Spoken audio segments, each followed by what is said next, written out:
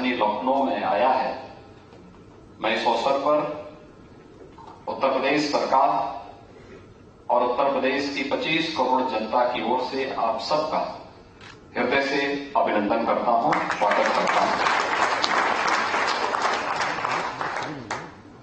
मेरे लिए यह क्षण अत्यंत महत्वपूर्ण क्षण है, क्योंकि मुख्यमंत्री बनने के बाद मुझे उद्योग जगत से जुड़े हुए किसी एक कार्यक्रम में सबसे पहले जाने का अवसर मिला था, तो वह फिक्की के ही कार्यक्रम में मुझे लखनऊ में भाग लेने का अवसर प्राप्त हुआ था। और उस समय 2017 में हमारी सरकार नई बनी थी। स्वाभाविक रूप से फिक्की के भी इतनी बड़ी संख्या में उपस्थित तो नहीं थी, लेकिन जो भी लोग थे उस समय मेरे सामने प्रश्न ये था कि उद्योग जगत से जुड़ी हुई जो हस्तियां यहां उत्तर प्रदेश में उस समय जो लोग आए थे उनके सामने कि मुझे इनके सामने बोलना क्या है, क्योंकि सरकार और उद्योग जगत में विश्वास का अभाव था। इसके कई कारण हैं। एक, उस समय की पूर्व की सरकारों की राजनीतिक इच्छा शक्ति का अभाव जो उत्तर प्रदेश को निरंतर पीछे धकेल रहा था। नौकरशाही की बैरियर जो उत्तर प्रदेश के विकास में वह पहिया बनने की बजाय वह बैरियर बनकर के खड़े हो जाते थे। संगठित अपराध जो उत्तर प्रदेश को एक भय प्रदेश बनाने के लिए पर्याप्त था, और किसी भी स्तर पर कोई न सुनवाई होना। नए उद्योग की बात तो दूर थी, जो मौजूदा थे वे भी पलायन करने के लिए उतावले दिखाई देते थे। इंडस्ट्री बंद हो रही थी, एक एक करके लोग बाहर का रास्ता निकाल रहे थे, जाने का रास्ता तलाश रहे थे। उन स्थितियों में मैं कार्यक्रम में तो गया था, उस समय के मुख्य सचिव और उस समय के आईडीसी मेरे साथ में थे, और उस समय मैंने उनसे पूछा, मैंने कहा कि हमें बोलना क्या चाहिए। उन्होंने कहा साहब सब ऐसा होता है, मुख्यमंत्री आते हैं आश्वासन देके चले जाते हैं, जो होना होगा तो होता ही रहता है। तो मैंने कहा ये सब मुझसे नहीं होगा, मैं जो बोलूंगा वही करूंगा और जो करूंगा वही बोलूंगा। और भाइयों बहनों, मैं आप सबको आज अब 6 वर्ष के बाद हम सब यहां पर मिल रहे हैं, जिसमें कि आपके लिए एक ऐतिहासिक अवसर है कि फिक्की अपनी नेशनल सिक्योरिटी के साथ 38 वर्षों के बाद लखनऊ वापस आई है। इस अवसर पर उत्तर प्रदेश एक बड़ी उपलब्धियों के साथ आपके सामने है। यानी 38 वर्ष लगभग 2 पीढ़ी का कार्यकाल होता है। 38 वर्ष पहले आप में से मुझे लगता है कि उस नेशनल सिक्योरिटी में बहुत कम लोग रहे होंगे जो उस कार्यक्रम में उस समय भागीदार बने होंगे। नई पीढ़ी उस समय दस्तक दे रही होगी, अब वो पीढ़ी अपने उतराव की ओर होगी, वह भी अपनी नई पीढ़ी को प्रशिक्षित कर रही होगी आगे बढ़ने के लिए। लेकिन उत्तर प्रदेश ने 1985-86 से लेकर के बीच के कालखंड में, जिसे घोर अंधकार का युग कह सकते हैं उत्तर प्रदेश के विकास की दृष्टि से, जिसने उत्तर प्रदेश को एक बीमारू राज्य के रूप में बदल दिया था। उत्तर प्रदेश के बारे में देश और दुनिया की धारणाएं बहुत भिन्न हो गई थी। यहां के युवाओं के सामने, यहां के उद्यमियों के सामने और यहां के नागरिकों के सामने एक पहचान का संकट खड़ा हुआ था। मुझे आप सबको बताते हुए प्रसन्नता है कि आदरणीय प्रधानमंत्री श्री नरेंद्र मोदी जी के मार्गदर्शन में, उनके नेतृत्व में आज उत्तर प्रदेश अपनी इन सभी अंधकार के युग से उभर करके, बीमारू राज्य से उभर करके एक विकसित राज्य की ओर अग्रसर हो चुका है। आज मैं कह सकता हूं कि अब उत्तर प्रदेश देश की छठी नहीं बल्कि बहुत शीघ्र दूसरी बड़ी अर्थव्यवस्था के रूप में देश के सामने होगा और आने वाले 5 वर्ष हम सबके लिए बहुत महत्वपूर्ण होंगे। जो संकेत आप देख रहे होंगे, ये संकेत इस बात को बता सकते हैं कि उत्तर प्रदेश आने वाले समय में देश की अग्रणी अर्थव्यवस्था बनेगा और देश के ग्रोथ इंजन के रूप में अपनी भूमिका का निर्वहन करेगा। इसमें आप सबका सकारात्मक योगदान हम सबके लिए अत्यंत महत्वपूर्ण होगा। इन सभी कार्यक्रमों को आगे बढ़ाने के लिए हमारे सामने चैलेंज थे। राजनीतिक इच्छा शक्ति, उसके लिए किसी को कहने की आवश्यकता नहीं थी। एक मुख्यमंत्री को किसी के सामने हाथ फैलाने की आवश्यकता नहीं होती। स्वयं निर्णय लेने की सामर्थ्य विकसित करनी पड़ेगी। उत्तर प्रदेश ने उस दिशा में कदम बढ़ाए। रिफॉर्म करने में उद्योग जगत की उन बैरियर्स को हटाने के लिए जितने रिफॉर्म हो सकते थे, हमने खुले दिलो दिमाग से उस कार्यक्रम को संपन्न किया। Uttar Pradesh ease of doing business में 14वें स्थान से आज नंबर 2 स्थान पर आने में सफलता प्राप्त की है और इसमें भी तमाम नए रिफॉर्म इस सब के बावजूद भी उत्तर प्रदेश के अंदर हुए हैं। हम उसको लेकर के तेजी के साथ आगे बढ़ रहे हैं। इसमें भी किसी प्रकार की कोई समस्या नहीं। उत्तर प्रदेश में यानी किसी भी देश के अंदर किसी भी स्तर पर निवेश के लिए जो प्राथमिक आवश्यकताएं हैं, सबसे पहली आवश्यकता होती है सुरक्षा की। उत्तर प्रदेश के अंदर ऑर्गेनाइज क्राइम आज एकदम जीरो पर है। यहां कोई अपराध अब नहीं हो सकता और यहां किसी का फिरौती के लिए अपहरण नहीं कर सकता। कोई गुंडा जाकर के किसी इंडस्ट्री में जाकर के वह या उसका गुर्गा जाकर के किसी उद्यमी को या वहां उनके किसी कार्मिक को धमकी नहीं दे सकता। जबरन कोई उद्योग को बंद नहीं कर सकता। किसी भी प्रकार की उद्योग जगत की उन अड़चनों को, चाहे वह माफियाओं से जुड़े हुए मामले रहे हों, पेशेवर गुंडों और राजनीतिक संरक्षण में पलने वाले गुंडों का मामला हो, इन सब से मुक्त होकर के उत्तर प्रदेश आगे बढ़ चुका है। ईज ऑफ डूइंग बिजनेस की जो नई रैंकिंग है उसमें उत्तर प्रदेश के स्थान को आप अनुभव कर सकते हैं और अपने आप में उत्तर प्रदेश ने इस दौरान एंटी भू माफिया टास्क फोर्स गठित करके 64,000 हेक्टेयर लैंड को भू माफियाओं के कब्जों से मुक्त करवा करके अपने इंडस्ट्री के लिए एक लैंड बैंक बनाने का भी कार्य प्रारंभ किया है। तेजी के साथ आगे बढ़ता हुआ उत्तर प्रदेश आज आप सबके सामने है। हर एक क्षेत्र में आज आप देख रहे होंगे उत्तर प्रदेश ने एक नए विश्वास के साथ उत्तर प्रदेश आगे बढ़ा है। बैंक मैं जब आया था तब उत्तर प्रदेश की 42-43 जीडी रेशो था बैंक्स का। जितने बैंकर्स थे, जब मैं उनके साथ स्टेट लेवल बैंकर्स कमेटी की बैठक करता था, मैं अक्सर देखता था। हम लोग जब भी उनसे चर्चा करते थे कि क्या है उत्तर प्रदेश की स्थिति, आज मुझे बताते हुए प्रसन्नता है कि लगभग 56% तक पहुंच चुका है और बहुत शीघ्र हम इसको 60% तक ले जाने की दिशा में कार्य कर रहे हैं। और वर्तमान में जो रिजर्व बैंक के डाटा आंकड़े आए हैं वे समझने के लिए पर्याप्त होंगे कि उत्तर प्रदेश आज किस दिशा में आगे बढ़ चुका है। ये चीजें दिखाती हैं एक सकारात्मक दिशा उत्तर प्रदेश के अंदर है। इंडस्ट्री के लिए एक अनुकूल अवसर है। इंफ्रास्ट्रक्चर के लिए किसी भी राज्य ने इस सदी की इन 6 वर्षों में इस सदी की सबसे बड़ी महामारी का सामना करते हुए भी आज मैं कह सकता हूं कि उत्तर प्रदेश एक रेवेन्यू सरप्लस स्टेट है। 25 करोड़ की आबादी है हमारी, हमें हाथ फैलाने की नौबत नहीं आती उत्तर प्रदेश तेजी के साथ आगे बढ़ रहा है। हमारे पास स्टेट के पास भी रेवेन्यू सरप्लस है और उत्तर प्रदेश अपने बड़े से बड़े इंफ्रास्ट्रक्चर के कार्यक्रम को तेजी के साथ आगे बढ़ा रहा है।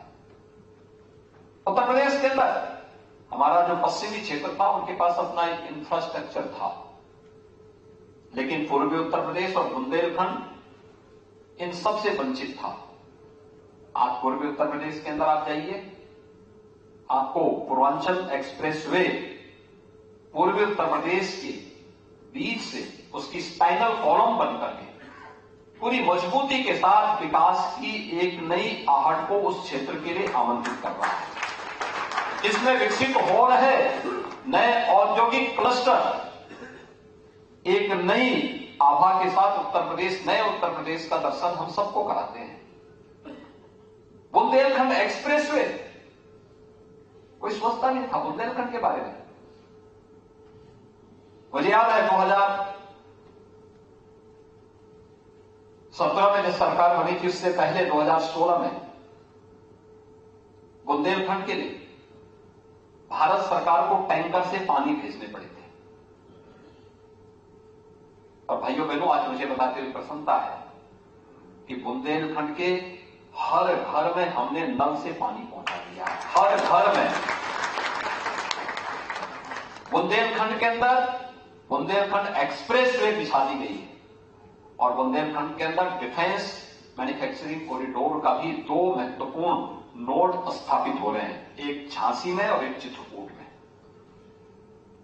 मुझे याद है जब मैं पहले विजिट में झांसी गया था तो उस समय लोगों ने मुझसे मांग की थी कि क्या हमें पानी पीने के लिए मिलेगा। आप कल्पना कर सकते हैं कि देश 1947 में आजाद हुआ, मैं मुख्यमंत्री 2017 में बना। इन 70 वर्षों में प्रदेश क्या करता था। और तब मैंने कहा भी जितना पैसा लगेगा लेकिन हम लोग यहां के लोगों को पानी जो अवश्य उपलब्ध कराएंगे, शुद्ध पेयजल उपलब्ध करवाएंगे। और आज मुझे प्रसन्नता है ये बताते हुए कि हर घर नल की योजना बुंदेलखंड के लिए हमारी सफलतापूर्वक आगे बढ़ चुकी है। हर घर तक पाइप पेयजल की स्कीम हम लोग पहुंचा चुके हैं। सिंचाई की योजनाओं को प्रभावी ढंग से वहां लागू कर दिया गया है। और उस समय मैंने घोषणा की थी कि जल जीवन मिशन को भी हम यहां आगे बढ़ाएंगे और उद्यमी और व्यापारियों की एक गेस्ट हाउस था वहां पे, तो प्रशासन को संकोच हो रहा था। उन्होंने कहा, मैंने कहा मैं तो कहीं भी रुक जाऊंगा, मेरे लिए तो एक पट्टा चाहिए, हम उसी में ले जाएंगे, लेकिन कोई समस्या नहीं। मैं रात्रि को रुका, मैंने रात्रि को ही बुलाया लोगों को और मैंने उनसे पूछा, मैंने कभी आखिर चित्रकूट विकास क्यों नहीं कर रहा है। आज से हजारों वर्ष पहले भगवान राम यहां आए होंगे और यहां पे देश और दुनिया आना चाहता है, विकास क्यों नहीं हो रहा है। तो बंद कमरे में थे हम लोग। तो उन्होंने कहा, देखिए बंद कमरे में हम बोल दे रहे हैं, यहां कुछ डकैत हैं जो अपहरण करते हैं और हम लोग भी किसी प्रकार से अपनी पूंजी बचा करके रखते हैं, इसलिए अपना विस्तार भी नहीं करते। तो मैंने कहा, अगर डकैतों का सफाया हो जाएगा तो क्या है निवेश होगा। लोगों ने कहा अवश्य होगा। मैंने कहा, मैं अगली बार तभी आऊंगा जब डकैतों का पूरा सफाया करके आऊंगा और घबराइए मत। और आज मुझे बताते हुए प्रसन्नता है, मैं अगली विजिट में जब गया 6 महीने के बाद, तब तक वहां से सभी डकैतियों का सफाया हो चुका था। आज वहां से चित्रकूट में या बुंदेलखंड में कोई डकैत नहीं है, कोई डकैती नहीं पड़ती, कोई अपहरण नहीं कर सकता, कोई इसके बारे में सोच भी नहीं सकता है। आज वहां निवेश हो रहा है, अच्छे अच्छे उद्योग हो रहे हैं, बुंदेलखंड एक्सप्रेसवे से जुड़ चुका है। वहां पर एयरपोर्ट का निर्माण अंतिम चरणों में चल रहा है, बहुत शीघ्र हम एयर कनेक्टिविटी वहां देने जा रहे हैं। आज वहां पर बहुत स्पष्ट नजर आता है बुंदेलखंड में चित्रकूट एक बेहतरीन टूरिस्ट डेस्टिनेशन के रूप में विकसित हो सकता है। यह आज वहां बहुत अच्छे ढंग से देखने को मिलता है। ऐसी स्थिति अन्य जगहों की थी। नोएडा तो आप सबसे जुड़ा हुआ है, आप में से ज्यादातर लोगों ने निवेश किया है किसी न किसी रूप में। नोएडा में आप लोग रहते हैं, लेकिन नौकरशाही कितनी चालाक थी, पॉलिटिकल लीडरशिप जान न पाए इसलिए कह देते थे कि मुख्यमंत्री के लिए अभिशाप है नोएडा जाना, और मुख्यमंत्री इसलिए वहां जाएंगे ही नहीं, और नहीं जाते थे, और नोएडा को एक लूट का अड्डा बना दिया था। हजारों करोड़ रुपए के घोटाले वहां हुए। जिस नोएडा को उत्तर प्रदेश का चेहरा बनना चाहिए था, देश के डेवलपमेंट का ग्रोथ इंजन के रूप में अग्रणी भूमिका निभानी चाहिए थी, और नोएडा दम तोड़ रहा था। इंडस्ट्री भी परेशान थी, वहां का नागरिक जो बच चुका था वह भी परेशान था। तो सबसे पहले मैंने तय किया कि वहां जाऊंगा। लोगों ने कहा, अरे साहब आपको मालूम है कि मुख्यमंत्री जब वहां जाता है तो हट जाता है। तो मैंने कहा, ये कुर्सी में क्या जीवन भर के लिए आए हैं क्या? जो कल जानी हो आज चली जाए अच्छी बात है, लेकिन मैं जाऊंगा जरूर, वहां बातचीत करूंगा, इंडस्ट्री से भी बातचीत करूंगा, बिल्डर बायर से भी बातचीत करूंगा, कॉमन मैन से भी मिलूंगा, और वहां की समस्या का समाधान भी करूंगा। आज भाइयों बहनों, नोएडा, ग्रेटर नोएडा में आप जाइए, आपको दिल्ली और वहां का अंतर बहुत स्पष्ट दिखाई देगा। इंफ्रास्ट्रक्चर में अंतर दिखाई देगा। देखिए, टीम तो वही है, नौकरशाही जो पहले थी वही नौकरशाही वहां काम कर रही है आज भी, लेकिन लीडरशिप चेंज होने का कितना अंतर आता है नोएडा, ग्रेटर नोएडा में भी, और एनसीआर में भी आपको दिखाई देता होगा। मैं गया वहां पर, हमारे एक और जिले के लिए कहा जाता था, बिजनौर के लिए, कि मुख्यमंत्री रात्रि को वहां नहीं रुकेंगे। मैं असमंजस में था कि भाई क्या यूपी के सभी जिले क्या ऐसे ही हैं कि मुख्यमंत्री के लिए अभिशाप बने हुए हैं? तो मैंने कहा कि मैं वहां जरूर जाऊंगा बिजनौर में, और रात्रि भी रुकूंगा। प्रशासन ने कहा, साहब यहां गेस्ट हाउस बहुत खराब स्थिति में है। मैंने कहा, खराब स्थिति में है तो क्या कोई तो रुकता होगा वहां? अगर मंत्री रुक सकता है, विधायक रुक सकता है, सांसद रुक सकता है, तो मैं उससे अतिरिक्त तो थोड़े हूं, मैं वहीं रुकूंगा, और रात्रि को रुका मैं वहां पे। ऐसे ही आगरा के लिए कहा जाता था कि आगरा में सीएम जाएंगे तो पहले के सीएम जाते थे, वो अपने 5 स्टार होटल में रहते थे, कहते सर्किट हाउस में मुख्यमंत्री रुकता तो वहां भूत आता है। तो मैंने कहा, आप देखें, यही ये बोला जाता है। तो मैंने कहा, मेरे लिए तो क्या भूत हो चाहे देव हो, सब एक हैं, और मैंने कहा मैं भी रात्रि में अगर आता है जरूर संवाद करना चाहूंगा उनसे। और मैं गया वहां, रात्रि को रुका। मैं सर्किट हाउस में क्यों इसलिए गया था कि रात्रि को मैं सर्किट हाउस में ही रुकूंगा।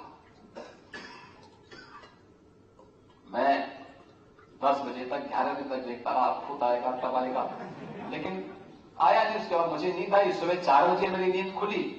बहुत अच्छा सुहावना मौसम था। मैं सर्किट हाउस खोला, बाहर निकला, अंधेरा था, बाहर की स्ट्रीट लाइट चल रही थी, सुरक्षा वाले अलर्ट मोड पर थे, लेकिन मैं निकला, एक तो राउंड लगा करके फिर मैं अंदर आया। यानी कैसी कैसी बातें लोग कहते थे उत्तर प्रदेश के बारे में, और किस प्रकार से व्यवस्था को बाधित करके लोगों ने उत्तर प्रदेश के विकास में बाधाएं पैदा की थी। आज तो उत्तर प्रदेश विकास की दौड़ में तेजी के साथ दौड़ रहा है, और हर एक क्षेत्र में, यानी उद्योग यहां लग रहे हैं। ग्लोबल इन्वेस्टर समिट आपके सामने एक उदाहरण है। आप में से हर व्यक्ति का विश्वास था, ग्लोबल इन्वेस्टर समिट में सहभागिता की, परिणाम रहा उत्तर प्रदेश को 36 लाख करोड़ रुपए के निवेश के प्रस्ताव प्राप्त हुए। ये उद्योग जगत का उत्तर प्रदेश के प्रति विश्वास का एक प्रतीक है। डबल इंजन की सरकार के प्रति आम जनमानस का, इस सरकार की स्थिरता, सरकार का स्थायित्व उद्योग को प्रोत्साहित करेगा, और इंडस्ट्री हमारे लिए इसलिए आवश्यक है क्योंकि उत्तर प्रदेश देश की आबादी का सबसे बड़ा राज्य ही नहीं है, सबसे बड़ा उपभोक्ता बाजार ही नहीं है, बल्कि भारत का सबसे युवा प्रदेश भी है। हमारी 56% आबादी ऐसी है जो कामकाजी है। इस कामकाजी युवा के लिए कार्य की आवश्यकता है, रोजगार की आवश्यकता है, नौकरी की आवश्यकता है, और ये केवल सरकारी नौकरी से नहीं होगा। अच्छी इंडस्ट्री यहां लगेगी, इंडस्ट्री के अनुकूल माहौल हम देंगे तो स्वाभाविक रूप से यहां के युवाओं का प्लेसमेंट वहां होगा, उनको नौकरी मिलेगी, रोजगार के अवसर होंगे, और उनको भी यहां पर रोजगार के सृजन में मदद करने में वो लोग भी न केवल आगे बढ़ेंगे बल्कि उसके माध्यम से वे भी रोजगार के सृजन में मददगार बन सकते हैं। तो स्वाभाविक रूप से सुरक्षा का बेहतर माहौल होना, इस ऑफ डूइंग बिजनेस के साथ साथ उत्तर प्रदेश में इंफ्रास्ट्रक्चर भी आपको आज world class infrastructure Uttar Pradesh के अंदर आज के दिन पे आपको मिलेगा। और इंफ्रास्ट्रक्चर के साथ साथ इंडस्ट्री के लिए जो सबसे बड़ी आवश्यकता है वह है एमएसएमई का सबसे अच्छा बेस, सबसे अच्छा क्लस्टर। एक बड़ा उद्योग आता है, उसके साथ एमएसएमई के अन्य उद्यम स्थापित होने में समय लगते हैं, और फिर एक मार्केट चेन बनने में थोड़ा समय लगता है। लेकिन उत्तर प्रदेश में सब पहले से मौजूद है। प्रधानमंत्री जी ने उत्तर प्रदेश को डिफेंस कॉरिडोर के एक नए हब के रूप में विकसित करने के पीछे भी जो मंशा है, याद करिए, देश के 2 वे राज्य लिए गए जहां पर एमएसएमई का सबसे अच्छा बेस है, एक उत्तर प्रदेश और दूसरा तमिलनाडु। उत्तर प्रदेश ने अपनी एमएसएमई को, जो एक प्रकार से 2017 के पहले मृतप्राय सा हो गया था, उसको प्रोत्साहित करने के लिए भी अनेक कार्यक्रम बनाए। आपने देखा होगा, हमने उसकी मैपिंग की, हमने उसको नई डिजाइन के साथ, मार्केटिंग के साथ, पैकेजिंग के साथ जोड़ने की कार्रवाई की, और फिर 1 डिस्ट्रिक्ट 1 प्रोडक्ट के रूप में उसकी ब्रांड की। आज आप देख रहे होंगे उत्तर प्रदेश के द्वारा प्रारंभ की गई 1 डिस्ट्रिक्ट 1 प्रोडक्ट की योजना आज भारत सरकार की योजना बन गई है। पूरे देश के अंदर लोकप्रिय योजनाओं में से इस योजना ने उत्तर प्रदेश को मैन्युफैक्चरिंग के एक हब के रूप में स्थापित करते हुए एक्सपोर्ट हब के रूप में भी बदलने में मदद की है। लगभग 2 लाख करोड़ रुपए का एक्सपोर्ट वर्तमान में उत्तर प्रदेश कर रहा है। ऐसे ही अन्य परंपरागत हस्तशिल्पी और कारीगरों को प्रोत्साहित करने के लिए सन 2019 में हम लोगों ने विश्वकर्मा श्रम सम्मान की योजना प्रारंभ की थी। विश्वकर्मा श्रम सम्मान परंपरागत जो हमारे हस्तशिल्पी थे, कारीगर थे, जो कार्य करते थे स्थानीय स्तर पर, ये सभी उसको प्रोत्साहन देने के लिए राज्य सरकार ने जो कार्यक्रम आगे बढ़ाए थे, आज उसका परिणाम क्या है? लगभग 1 लाख हस्तशिल्पी और कारीगरों की ट्रेनिंग, उन्हें बैंक से जोड़ना और उन्हें टूल किट उपलब्ध कराने की कार्रवाई हम लोगों ने अब तक संपन्न की है। और मुझे प्रसन्नता है कि यूनियन बजट ने भी इस वर्ष विश्वकर्मा योजना प्रारंभ की है, और विश्वकर्मा योजना के अंतर्गत उन्हीं श्रेणियों को आगे प्रोत्साहित करने के लिए जो राष्ट्रपिता महात्मा गांधी के ग्राम स्वराज की परिकल्पना को साकार करता है। हम लोग आज भी इस बात को महसूस करते हैं, और मैं आप सबसे कहना चाहूंगा, मैं गांवों में जाता हूं या शहर में जाता हूं, मुझे वहां पर बड़ी संख्या में युवा दिखाई देते हैं। क्या हम मैन्युफैक्चरिंग हब के रूप में अपने गांवों को अलग अलग कार्यों की दृष्टि से क्या उन्हें प्रशिक्षित नहीं कर सकते? कर सकते हैं। ये कार्य हमारे गांव भी कर सकते हैं। एमएसएमई की दृष्टि से इनकी बड़ी भूमिका हो सकती है, बड़ा रोल हो सकता है। उनकी ट्रेनिंग, उसको मार्केट से के साथ जोड़ देना, मार्केट लिंक उसका हो जाएगा तो उसको ही पता होगा कि उसको क्या करना है, कैसे करना है। इन चीजों को आगे बढ़ाने में हम बड़ी मदद कर सकते हैं, और वह एक अवसर है हमारे सामने। आज आप जाइए, देखिए, आप यूरोप में जाइए, रेडीमेड गारमेंट्स में आपको बांग्लादेश नजर आता है, वियतनाम नजर आता है, फिर चीन नजर आता है। हमारी 140 करोड़ की आबादी में भारत कहां है? उत्तर प्रदेश 25 करोड़ की आबादी में आधी आबादी और हमारे युवाओं का, मैंने कहा पहले कहा 56% आबादी हमारी युवा है। तो 56% युवा के लिए क्या हम रेडीमेड गारमेंट्स का या फ्लैटेड फैक्ट्री का जो मॉडल आज दिया गया है इसको आगे बढ़ाने में या गांव को ही मैन्युफैक्चरिंग के एक नए हब के रूप में विकसित करने में क्या हम लोग कुछ अपने स्तर पर भी मदद कर सकते हैं? कुछ नया मॉडल हम दे सकते हैं? हो सकता है, इसमें बहुत कुछ हो सकता है, प्रयास किए जाने की आवश्यकता है। विश्वकर्मा योजना या विश्वकर्मा श्रम सम्मान जैसी योजनाएं उसमें मददगार होंगी, राज्य सरकार भी इसमें देगी। या पीएम इंटर्नशिप की स्कीम या सीएम इंटर्नशिप स्कीम के अंतर्गत हर शिक्षित बेरोजगार को, यानी जो हमारा छात्र है विश्वविद्यालयों में महाविद्यालयों में अध्ययन कर रहा है, इसी दौरान उसकी इंटर्नशिप की योजना किसी भी सरकारी या निजी क्षेत्र के कार्यालय में, उनकी इंडस्ट्री में या इंस्टीट्यूशन को इंडस्ट्री के साथ जोड़ करके उनकी इंटर्नशिप की स्कीम के साथ जोड़ना, आपको एक तो सस्ता मैन पावर मिलेगा, जितना मानदेय आप देंगे उसमें से आधा आप दीजिए, आधा गवर्नमेंट उसमें मदद करेगी।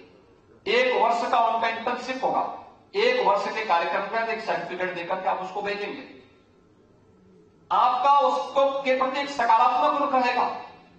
और व्यक्ति जब भी अपने जीवन में आगे कहीं भी कोई प्रोग्रेस करेगा तो याद रखना आपकी और आपकी इंडस्ट्री के प्रति उसका सकारात्मक रुख होगा और सकारात्मक रुख होगा। उस सकारात्मक रुख के लिए आपकी इंडस्ट्री को और आपको वो जानेगा कि देखिए मैंने अपना इंटर्नशिप फलानी इंडस्ट्री से किया था और फिर वह आपके लिए जीवन भर मददगार बनेगा। स्कीम शासन की आपको केवल उसके साथ जुड़ना है।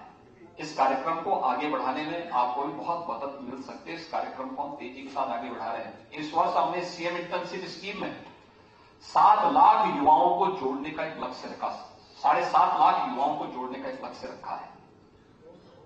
प्रदेश के युवाओं के लिए उत्तर प्रदेश ने वर्तमान में अन्य तमाम कार्यक्रम किए। हम 2 करोड़ युवाओं को तकनीकी दृष्टि से सक्षम बनाने के लिए टैबलेट और स्मार्टफोन दे रहे हैं।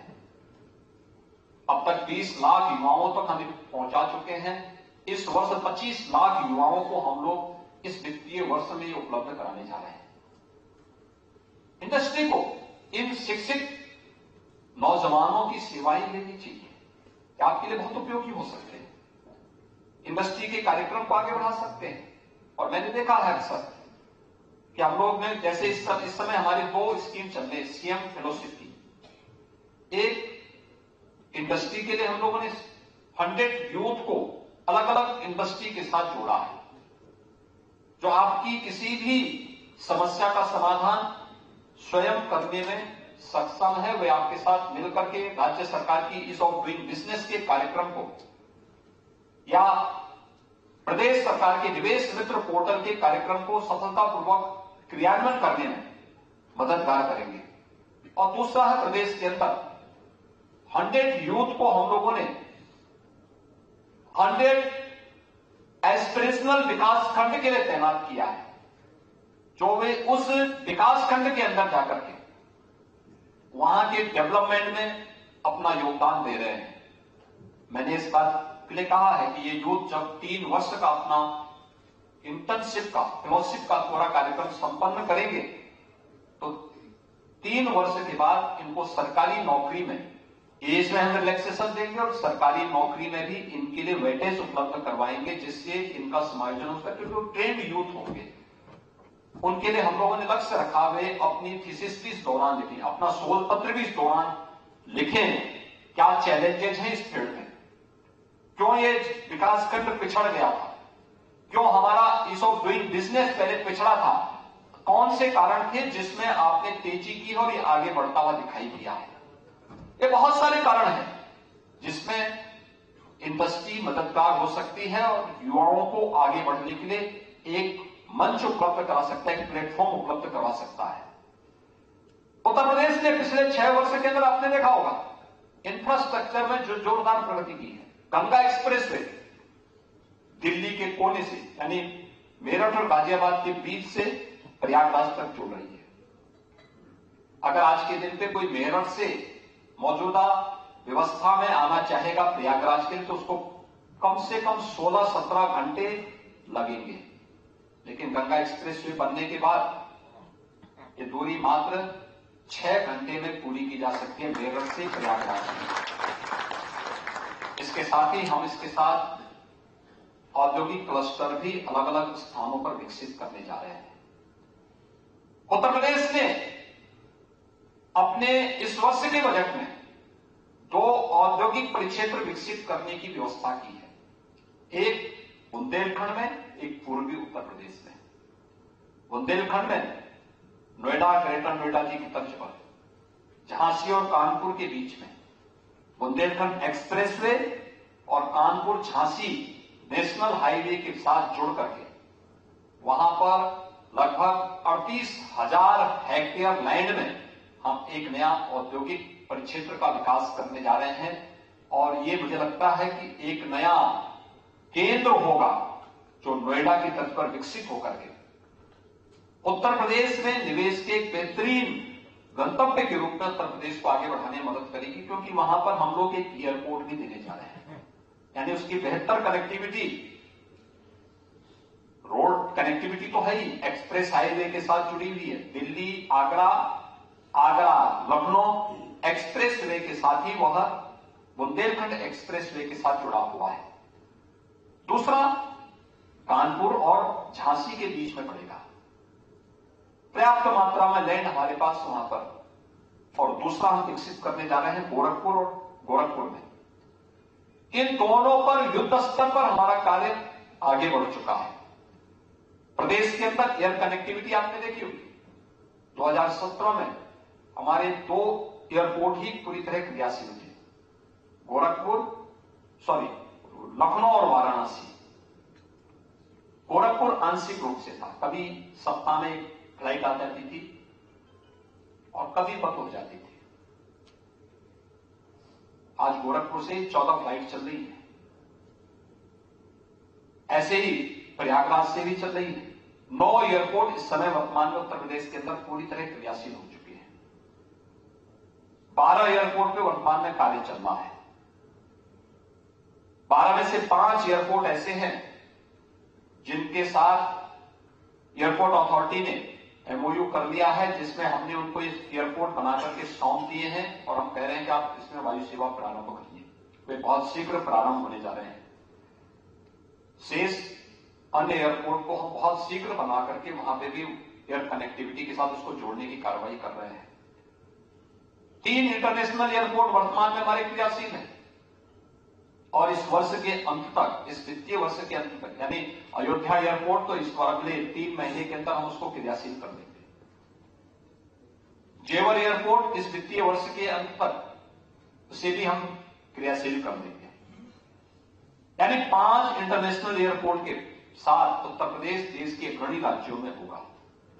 ये एक नई उत्तर प्रदेश की प्रगति। इनलैंड वाटरवे वाराणसी से हल्दिया के बीच में हमने सुविधा दे दी है और बहुत शीघ्र उत्तर प्रदेश अपना इनलैंड वाटरवे अथॉरिटी का गठन करने जा रहा है। इनलैंड वाटरवे अथॉरिटी के गठन के साथ पूर्वी बंदरगाह से उत्तर प्रदेश की कनेक्टिविटी को हम आगे बढ़ाने में हमें और मदद मिल सकती है, इसको हम आगे बढ़ाएंगे।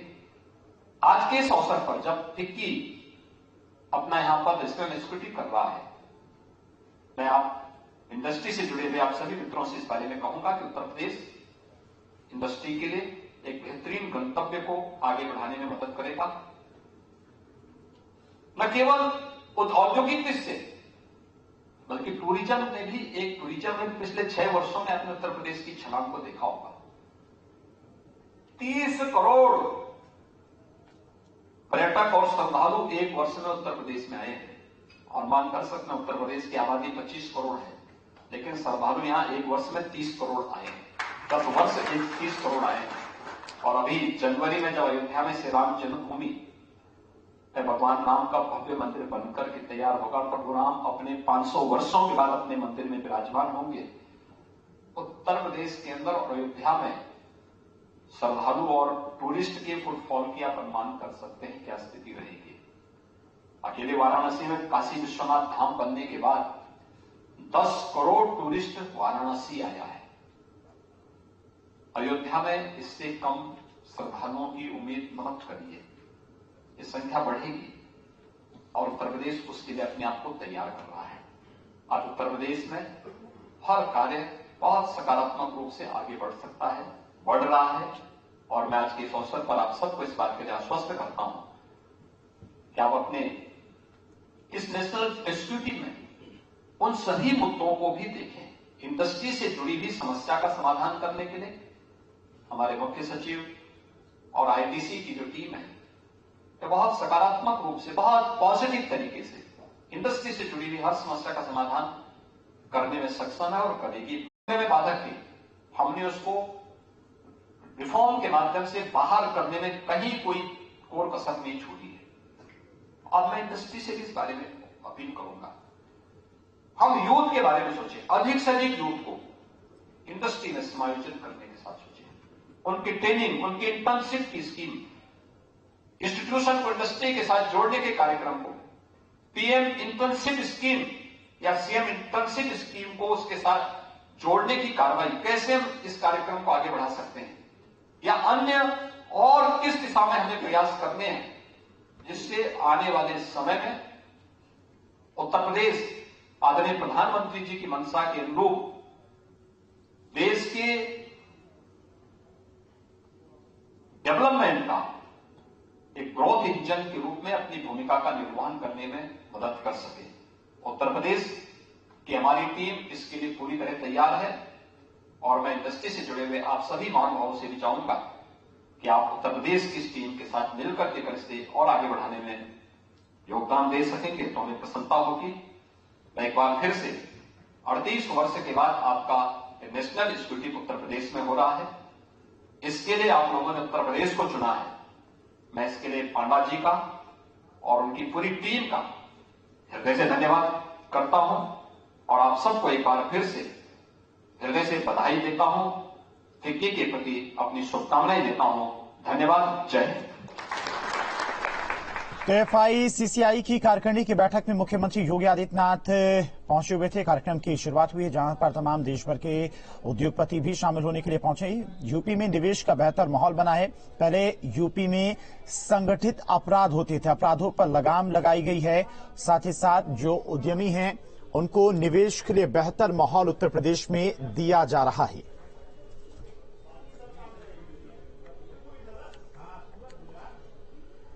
और चलिए